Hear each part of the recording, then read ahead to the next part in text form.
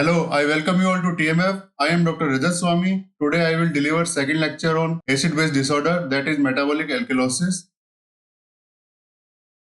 Metabolic alkalosis is most common acid-base disorder. It exists as simple acid-base disorder or mixed acid-base disorder in combination with the respiratory alkalosis, respiratory acidosis, and metabolic acidosis. It is identified as increased pH more than 7.46, increase in anion gap in the setting of metabolic acidosis may be the only sign which indicate the presence of metabolic alkalosis. Remember, we have discussed in anion gap that if delta gap ratio is more than 2, there is AGMA associated with metabolic alkalosis. This condition of metabolic alkalosis need to be differentiated from respiratory acidosis with bicarbonate compensation, since in the metabolic alkalosis the compensation is increased PCO2, and in the respiratory acidosis primary disorder is increased PCO2 and the compensation is increased bicarbonate. One need to differentiate both of this disorder on the basis of clinical history, the most important thing, and pH. If pH more than 7.46, then in favor more the metabolic alkalosis. If pH is less than 7.36 or 7.4, it favor more respiratory acidosis. Development of the metabolic alkalosis caused by the presence of the initiating factor, and once the metabolic alkalosis develop in the patient, it is sustained by the presence of the maintenance factor. We will discuss both in detail. So how the metabolic alkalosis develop? Metabolic alkalosis develop either from the base gain or increased base concentration or from acid loss. These are two principal mechanisms for the development of the metabolic alkalosis. Another clinical relevant way to classify the metabolic alkalosis is metabolic alkalosis associated with volume expansion and metabolic alkalosis associated with volume contraction. We will continue our discussion based on this classification.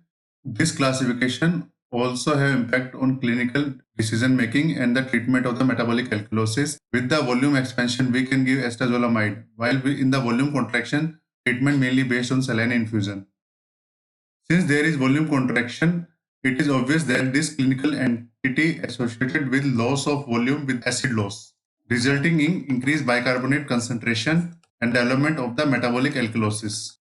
Always remember, whether you are reading acid-base disorder or the fluid electrolyte or some other topic like vitamin and all, primarily two route for the loss. One is GIT, second is kidney, and less common route are skin and lungs. So we will study our topic under these two head. First is GI loss. In the GI loss, upper GI loss and lower GI loss. Since the content of the stomach are acidic due to increased HCl secretion, loss of the acidic content of the stomach resulting in development of the metabolic alkalosis. Stomach secretion contain around 100 MEq of H+, 150 MEq of sodium ion, around 200 MEq of chloride ion, and 10 to 15 MEq of potassium ion. The value may vary. That's why loss of stomach content result in volume contraction, acid loss, potassium loss, chloride loss. Other contributory factor in this situation of increased loss of stomach content is retention of the bicarb in the pancreas. Pancreatic secretion are alkaline, they are rich in bicarbonate. In the normal condition, when acid-rich content reach to the duodenum, there is stimulation to pancreas to excrete bicarbonate-rich secretion. In the situation of the increased acid loss in the form of persistent vomiting, recurrent vomiting, or continued RT aspiration, this stimulation to pancreatic secretion is lost or decreased, resulting in bicarb-rich secretion retained in the pancreas, and eventually they are absorbed by blood circulation, resulting in net increase in SCO3. So this is how this condition causes the metabolic alkalosis. But remember, metabolic alkalosis generally do not develop, or if developed, gradually resolve by the kidney. Kidney has tremendous capacity to excrete extra bicarbonate ion. But if kidney function is compromised or due to continued fluid loss, there is decrease in effective circulating volume, decreased renal blood flow, resulting in decreased GFR and persistence of the metabolic alkalosis. Remember, in any situation where there is continued volume loss or massive volume loss, which may be associated or not associated with the metabolic alkalosis, lead to decrease in effective circulating volume, resulting in decreased perfusion pressure. Also decreased perfusion to the tissue, resulting in the development of the metabolic acidosis, and patient develop the mixed disorder. One of the example of this condition is patient of the DKA present with the persistent vomiting and increased loss of the stomach content. This patient has metabolic acidosis due to the development of the ketone bodies and superimposed metabolic alkalosis due to persistent vomiting and loss of stomach content. Also, if this patient continue to lose their volume, they further aggravate their metabolic acidosis due to the decreased perfusion pressure or development of the shock.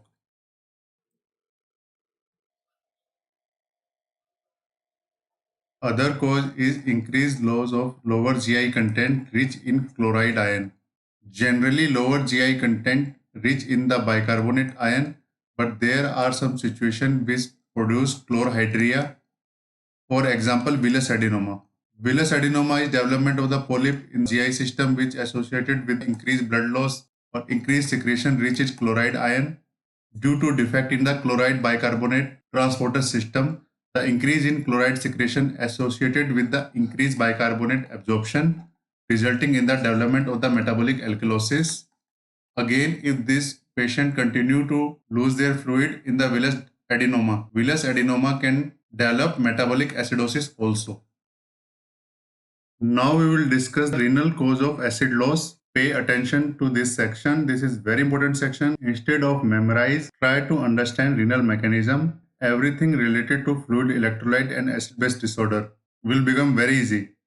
The most common renal cause of loss of acid is use of diuretics. Primarily, we use two groups of diuretic. One is loop diuretic, second is thiazide diuretic.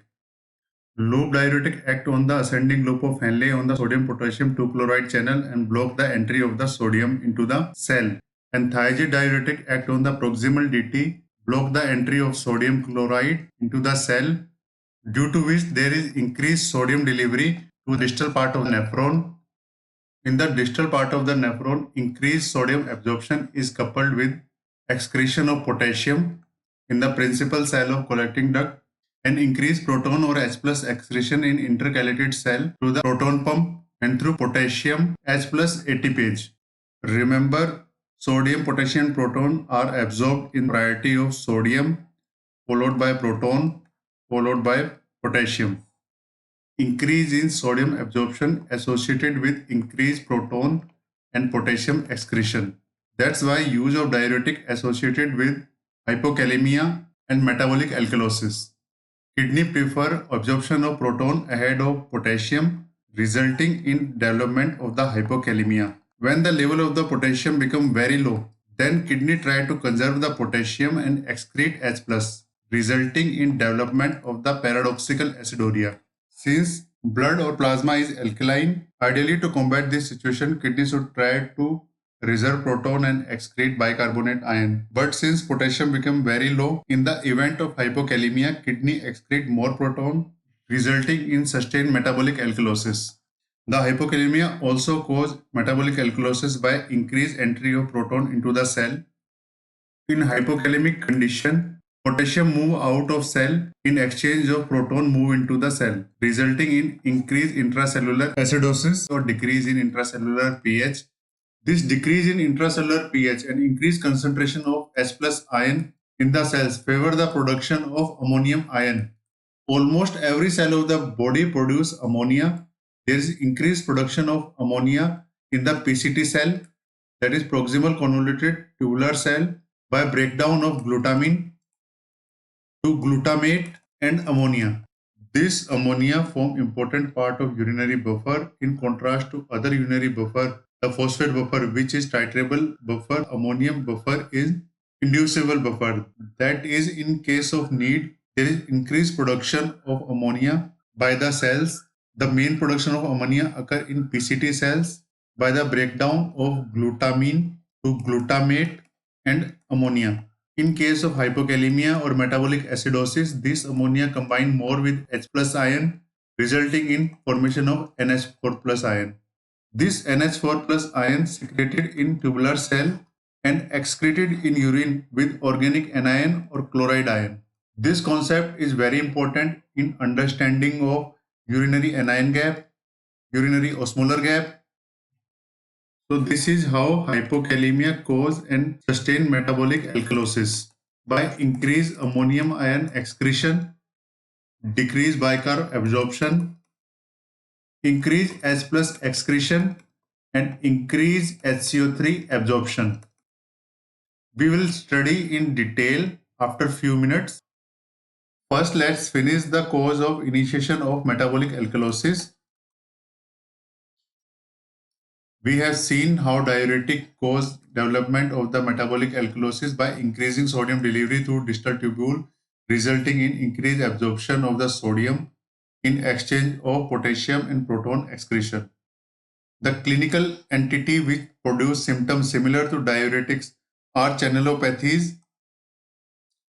I will try to simplify clinical syndrome associated with these channelopathies. The sodium potassium 2 chloride channel is inhibited by loop diuretic, and the negative mutation of this protein occur in Bartter syndrome. Hence, the Bartter syndrome produce symptoms similar to loop diuretic, and the patient of Bartter syndrome present with metabolic alkalosis. Similarly, sodium chloride channel are inhibited by thiazide diuretic, and similar negative mutation occur in Gitelman syndrome. Similarly, epithelium sodium channel are inhibited by amiloride or trimetrine, and negative mutation of this channel occur in pseudo-hypoaldosteronism type 1.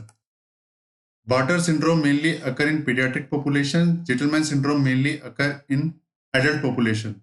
So these patients of Bartter and Gitelman syndrome have same clinical feature as produced by use of the diuretics, that is metabolic alkalosis, hypokalemia, hypomagnesemia, volume contraction, salt craving, and treatment of this condition include use of ACE inhibitor and potassium magnesium supplementation and other modality as well out of scope of this chapter. Just for the information, there are also positive mutation of this channel. Positive mutation of sodium chloride channel occur in Gordon syndrome, and positive mutation of epithelium sodium channel known as Liddle syndrome, resulting in enhanced functioning of this channel, which lead to increased sodium absorption, volume expansion. In case of hypovolemia, either due to increased volume loss or decrease in effective circulating volume, as in the case of cirrhosis or chronic heart failure, there is decrease in renal blood flow. This decrease in renal blood flow result in decrease in GFR, and this decrease in GFR cause decreased sodium filtered. So less sodium will be delivered to PCT cells and decrease in tubular flow. This decrease in tubular flow and less sodium delivery is sensed by macula densa cell in PCT, and decreased renal blood flow is sensed by barosensor or stress receptor or Wilkinson cell in the afferent arteriole. Along with the Lassis cell, these form the JG apparatus, and this decreased sodium delivery to JG apparatus result in increased renin release. Also, this barosensor send input to brain, resulting in sympathetic stimulation which act on beta receptor. This renin convert angiotensin 1 to angiotensin 2, and angiotensin 2 cause release of aldosterone from adrenal cortex. This aldosterone act on P cell of collecting duct, send signal to nucleus, cause increased formation and recruitment of sodium potassium ATPase receptor, which ultimately result in enhanced sodium absorption coupled with enhanced potassium and proton excretion. Net result in development of metabolic alkalosis along with hypokalemia. So this is how volume contraction result in development and maintenance of the metabolic alkalosis. Also, this is contributory factor to development of hypokalemia. Hypokalemia itself causes development of metabolic alkalosis and persistence of metabolic alkalosis. In case of increased volume loss due to vomiting or upper GI secretion, where metabolic alkalosis develop due to the loss of stomach content, which if severe can also cause volume loss, and this volume loss result in maintenance of the metabolic alkalosis. Also, in case of hypovolemia, some sodium is still excreted in urine due to obligatory water loss, because our body daily produce waste product with the osmolarity of 600 milliosmol, and this waste product need to be excreted in some amount of water. The kidney maximum concentrating capability is 1200 milliosmol per liter. So the minimum amount of urine required to excrete this waste product is 500 ml.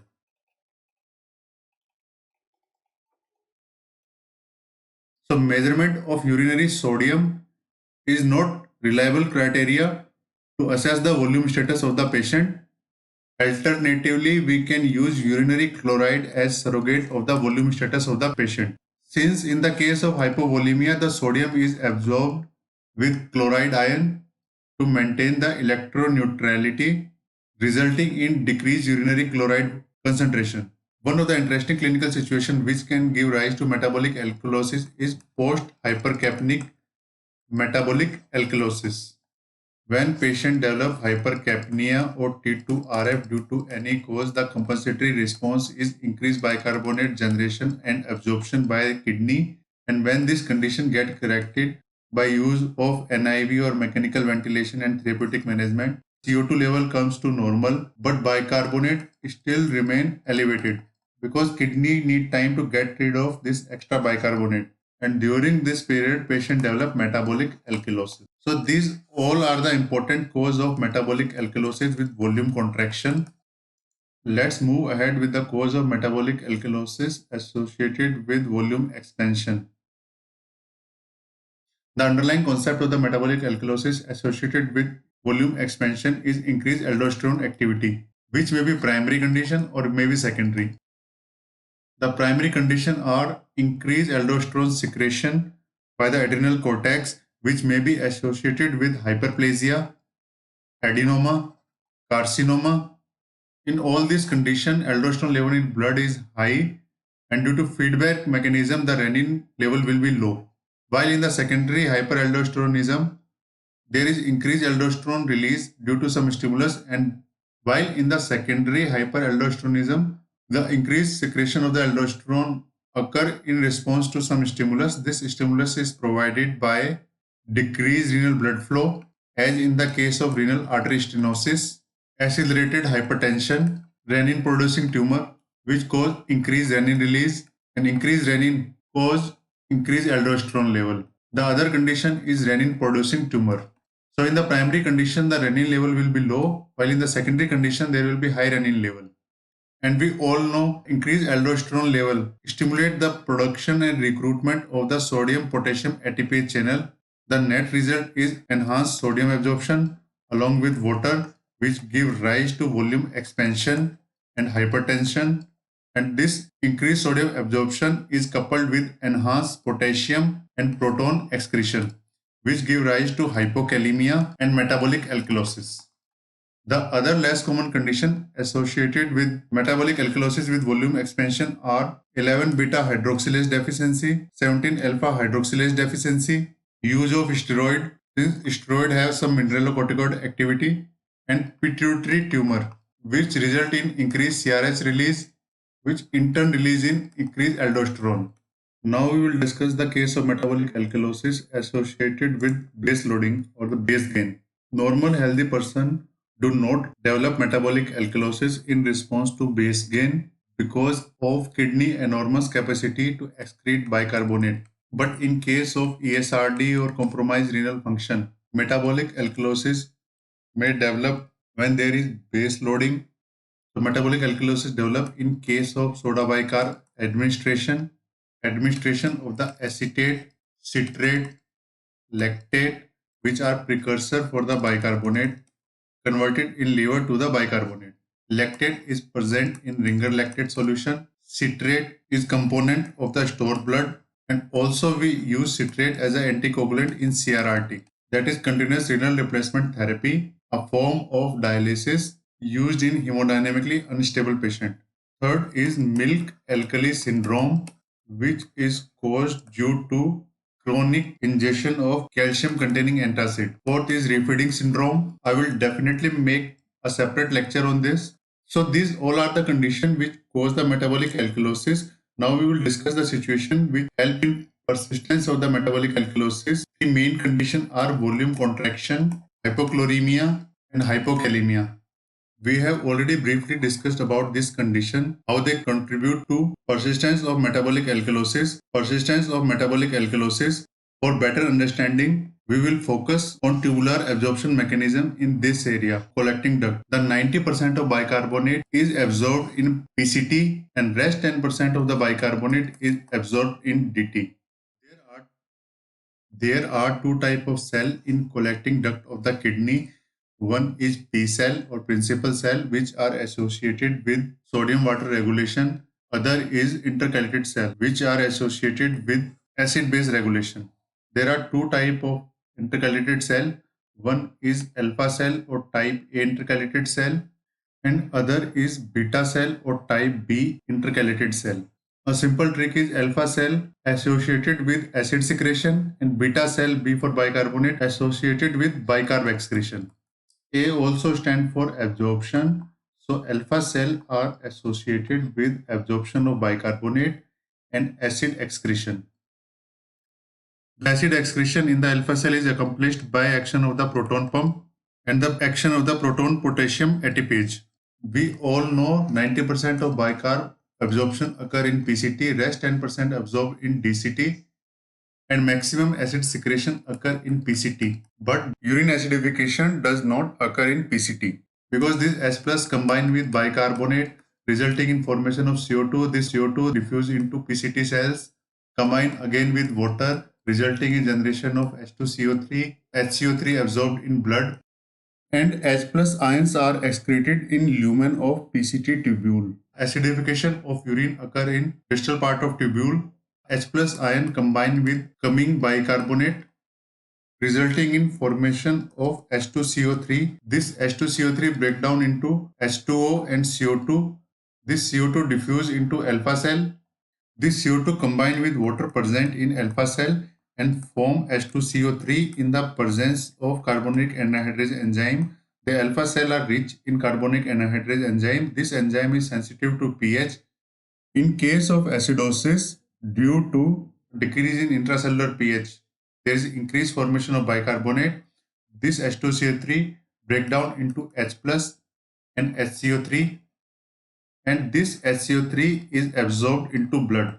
Absorption of this HCO3 is coupled with chloride entry into alpha cell or absorbed with sodium ion to maintain the electroneutrality. This H plus ion is pumped out by proton pump and proton potassium ATPase. By this proton pump, chloride is also excreted along with proton. This is active transport since proton is pumped out against high proton gradient. This H plus again combined with coming bicarbonate and the same cycle continue. This is how urine acidification occur in distal tubule. The maximum acidifying capacity of distal tubule is up to pH of 4.5. In the case of type 1 renal tubular acidosis, this intercalated cell are damaged, result in alkaline urine but the acidic blood. While in the case of RTA2, that is renal tubular acidosis 2, where the PCT cells are damaged but the CD is intact, both the urine and the blood are acidic. So this is how alpha cell are involved in absorption of bicarbonate and excretion of acid. Whatever happen in alpha cell, exactly opposite happen in the beta cell. The position of the channel also reversed. Since beta cell associated with bicarbonate excretion, so it is easy to remember that the chloride bicarbonate exchanger will be situated on the tubular membrane. In the alpha cell, chloride bicarbonate exchanger is present in basolateral membrane. This is basolateral membrane, this is tubular membrane. Both these membranes are separated by tight junction here. So in the beta cell, bicarb are excreted in the tubule while chloride are absorbed. This channel, also known as pendrin protein, which is encoded by pendrin gene. This pendrin protein is sensitive to urinary chloride concentration. The bicarbonate ion excreted here via the mechanism of secondary active transport. The primary transport occur with the help of proton pump, which is situated at basolateral membrane. You can clearly see the position of the channel is exactly opposite that of the alpha cell. In the alpha cell, proton pump are located at the tubular membrane and the bicarbonate chloride exchanger are located at the basolateral membrane. While in the beta cell, proton pump is situated at basolateral membrane and chloride bicarbonate exchanger present at tubular membrane. This proton pump out the proton into the blood. In the blood, this H plus combined with bicarbonate ion result in formation of bicarbonic acid which broke down into H2O and CO2. This CO2 which broke down into H2O and CO2. This CO2 diffused into beta cell. In the beta cell, again this CO2 combined with H2O, and in the presence of carbonic anhydrase enzyme, H2CO3 is formed. This H2CO3 break down into H plus and HCO3. The H plus is pumped out by proton pump, which is coupled with chloride absorption, and this HCO3 is excreted by pendrin protein, and chloride ion which comes in pumped out by proton pump. So this is how beta cell promote bicarbonate excretion. So now we will see how chloride depletion cause maintenance, persistence or perpetuation of the metabolic alkalosis despite primary insult is resolved. In the case of volume loss or chloride depletion, there is decreased chloride in the urine. The urine with decreased chloride content reach to distal tubule. At the level of distal tubule, the pendrin protein, which is sensitive to urinary chloride level, will not work properly since there is very less amount of chloride present in urine, so the less chloride will be absorbed, which affect the functioning of the proton pump, which in turn cause less secretion of the bicarbonate ion. So bicarbonate ion retained by the beta cell. Also due to the decreased chloride concentration in the urine, the proton pump of alpha cell will work more due to the increased gradient and excrete more acid. So the picture is beta cell is retaining bicarbonate ion, alpha cell is excreting more acid which is coupled with more bicarbonate absorption at the basolateral membrane. In the case of the chloride depletion, the urinary chloride level is very low. It may be less than 5 to 10, even may be absent. While in the case of potassium depletion, the urinary chloride level is generally more than 20. This fact has diagnostic and therapeutic implication.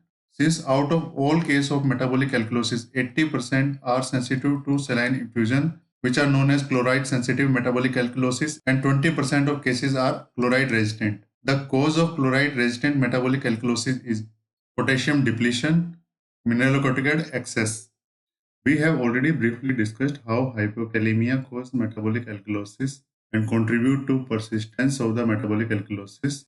Hypokalemia cause increased transcellular shift of H plus ion, move H plus out of cell, cause increased production of ammonium ion, cause increased H plus excretion and HCO3 absorption. Through the action of proton potassium ATPase, in case of hypokalemia, this pump activity increase and more potassium pump into the cell, which is coupled with increased proton excretion, which in turn associated with increased bicarbonate absorption. So that is how hypokalemia is associated with metabolic alkalosis. Now let's discuss about the P cell. The P cell or the principal cell are associated with sodium and water regulation. On the basolateral membrane of P cell, there is sodium potassium ATPase pump which pump out the sodium in exchange of potassium, resulting in increased intracellular concentration of potassium, which are excreted by potassium channel on the tubular membrane, and the sodium enter into the cell by the presence of epithelium sodium channel. The activity of this pump is enhanced by action of the aldosterone. We have already discussed this. Aldosterone enter into the cell, activate the nucleus and gene associated with the sodium potassium ATPase protein. In the presence of aldosterone, there is increased production of sodium potassium ATPase protein and increased recruitment of this channel on the basolateral membrane, resulting in enhanced activity, increased sodium absorption and increased potassium excretion. Also, this cell are associated with water regulation. Aquaporin 1 channel are situated on the basolateral membrane. They are always present on basolateral membrane, and the protein for aquaporin 2 channel is enclosed in vesicle. In the presence of ADH, which release is stimulated by increased osmolality and fall in BP. There is increased recruitment of aquaporin 2 channel on the tubular membrane, and under the influence of ADH, water is absorbed through this channel. In the presence of the contraction alkalosis or volume loss, aldosterone level increase, there is increased absorption of sodium, increased potassium excretion into the cell via the principal cell, and via the stimulation of alpha cell, there is increased excretion of proton. So this is how contraction of the volume maintain the metabolic alkalosis. The metabolic alkalosis identify on ABG as raised pH and raised bicarbonate level. Compensation for the metabolic alkalosis is primarily by lungs. Patient hypoventilate, which result in increase in PCO2 level. Predicted change in PCO2 is 0.6 to 0.8 times of change in bicarbonate. But body is able to hypoventilate up to the PCO2 level 60 mm of Hg. If you find CO2 level more than this, suspect associated respiratory acidosis along with metabolic alkalosis. Other ABG abnormality which may be associated with metabolic alkalosis is high anion gap. Yes, you heard it right. High anion gap metabolic alkalosis. If metabolic alkalosis is caused by volume contraction, which result in increased concentration of the albumin, which form the significant portion of the unmeasured anion, and increased concentration of unmeasured anion result in increase in anion gap. Other factor which contribute to increase in anion gap is increased negative charge on albumin. Albumin is major binding protein of plasma, which also bind proton ion and calcium. In case of metabolic alkalosis, there is fall in plasma H plus concentration.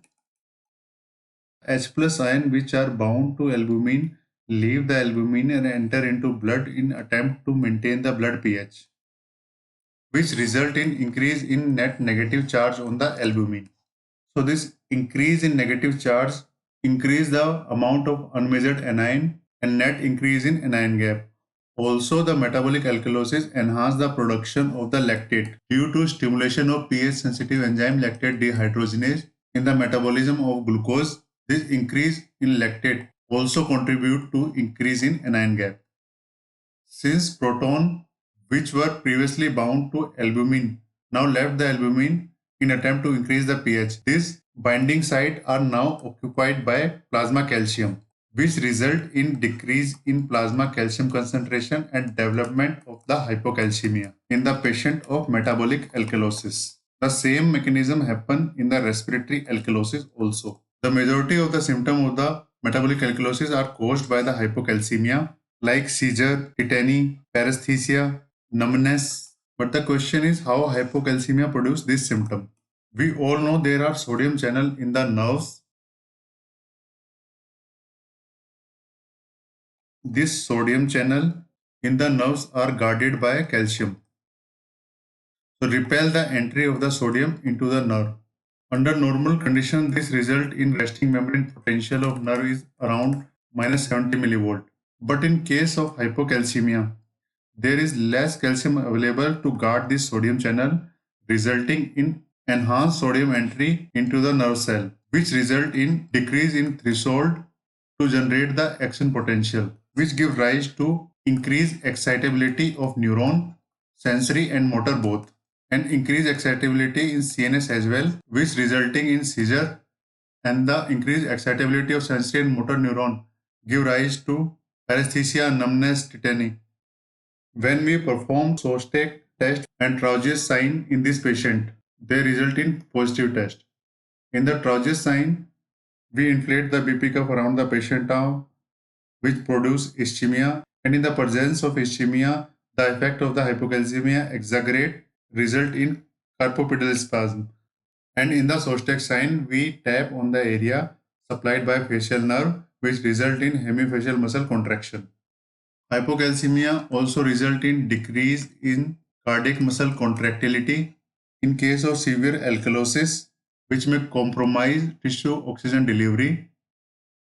Metabolic alkalosis cause hypoxia by several mechanisms. Compensatory response to metabolic alkalosis is hypoventilation, which result in increase in PCO2 and decrease oxygen level.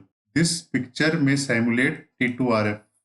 But as the PCO2 level continue to rise and oxygen level fall, when oxygen level fall below 55 mm of Hg, hypoxic stimulus predominate hypercapnic stimulus result in increase in ventilation, decreased cardiac contractility result in decreased oxygen delivery to the tissue, and if the cause of metabolic alkalosis is volume contraction and decrease in effective circulating volume, further contribute to decreased tissue perfusion and threaten tissue oxygen delivery.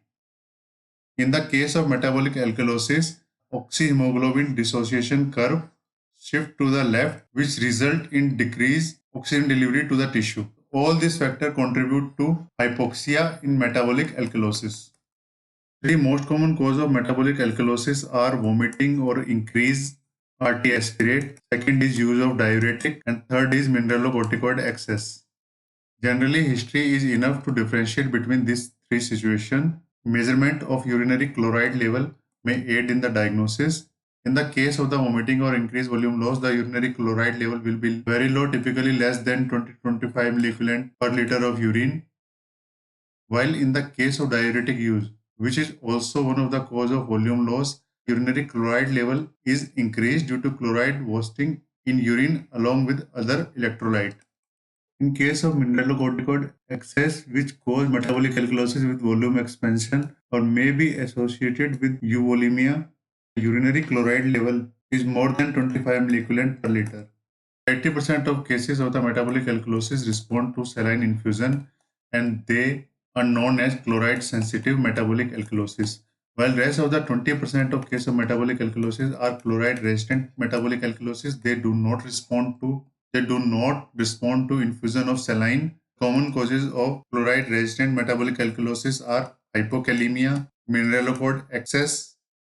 So to treat the metabolic alkalosis, first always identify the clinical entity or the metabolic alkalosis, whether metabolic alkalosis is associated with volume loss or volume expansion. Case of metabolic alkalosis associated with volume loss generally respond well to sodium chloride infusion, and those with volume expansion do not respond to saline infusion.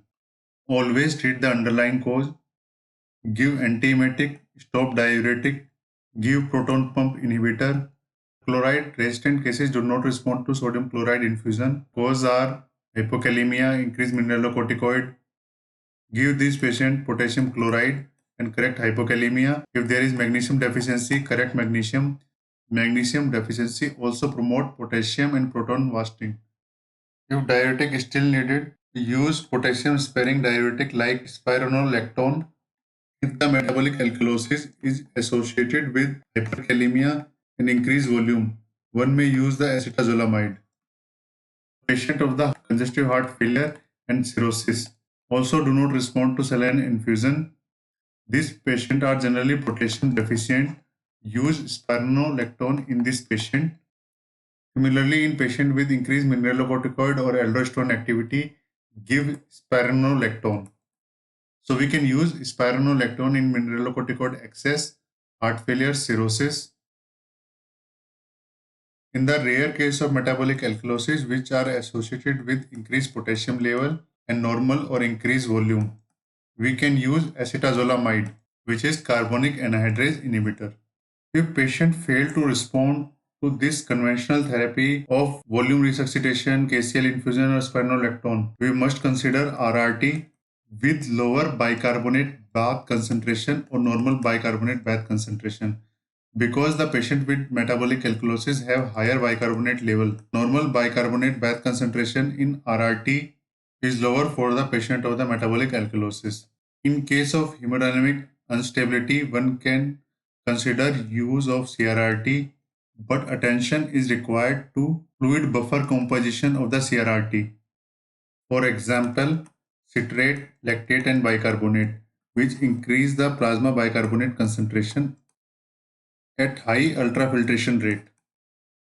Patient of metabolic alkalosis with severe symptom of seizure, altered sensorium, and cardiovascular complication with pH of more than 7.55 who do not respond to conventional therapy may be treated with HCl. HCl must be given with central line and extra caution since extravagitation of HCl associated with tissue necrosis. And the goal of treatment is to restore pH 7.5 rather than restore pH to the normal value. HCl can be given at the rate of 2 milliequivalent per kg per hour. So that is all for today's lecture. I hope you like this lecture. Give your input in the comment box. Thank you.